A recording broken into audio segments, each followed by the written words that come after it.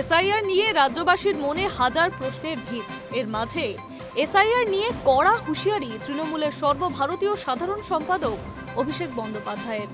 বললেন, একজন বৈধ ভোটারের নাম যদি বাদ যায়, দিল্লিতে কমিশনের দপ্তর ঘেরাও করা হবে।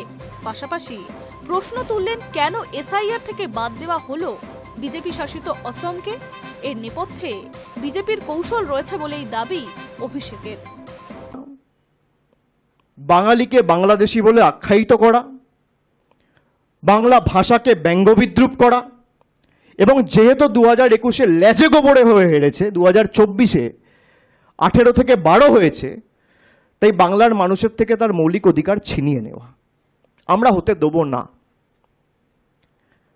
আমি আগেও যা বলেছি, আমি আজও তাই বলছি, একটা মানুষের যদি নাম বাদ যায়, একটা বৈধ ভোটারের যদি নাম বাদ যায়, বাংলা থেকে 1 লক্ষ লোক গিয়ে ইলেকশন কমিশনের অফিস ঘেরাও করবে। ক্ষমতা থাকলে অমিত শাহ দিল্লি পুলিশ আটকে দেখাক। নির্বাচন কমিশনের ঘোষণা অনুযায়ী মঙ্গলবার থেকে রাজ্যে শুরু হয়েছে এসআইআর। মঙ্গলবার দিন সাংবাদিক বৈঠক করে এই প্রসঙ্গে একরাশ ক্ষোভ উগরে দিলেন তৃণমূলের সর্বভারতীয় সাধারণ সম্পাদক অভিষেক বন্দ্যোপাধ্যায়। তিনি বললেন, পরিকল্পনা মাফিক মানুষকে ভোটের তালিকা থেকে বাদ দিতেই এসআইআর করা হচ্ছে। বিজেপিকে নিশানা করে অভিষেক বলেন, আগে ভোটাররা সরকার নির্বাচন করত, এখন সরকার ভোটারদের বেছে নিচ্ছে। ওদের লক্ষ্য কোনোভাবেই ভোটার লিস্ট ত্রুটিমুক্ত করা নয়। এসআইআর হচ্ছে সাইলেন্ট ইনভিজিবল রিগিং, অর্থাৎ চুপি চুপি ভোটে কারচুপি।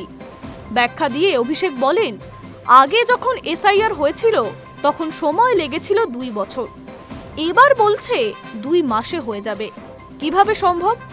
অভিষেকের দাবি, ত্রুটিমুক্ত করার উদ্দেশ্য হলে সময় নিয়ে এসআইআর করা হতো।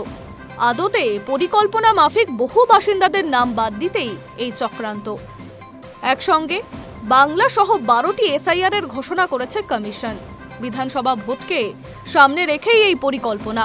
সেখানে অভিষেকের প্রশ্ন, আগামী বছর অসমেও নির্বাচন, তাহলে কেন সেখানে এসআইআর হবে না? তৃণমূল সাংসদের দাবি, কৌশলে বিজেপি শাসিত অসমকে এই তালিকা থেকে বাদ রাখা হয়েছে। Hi news network.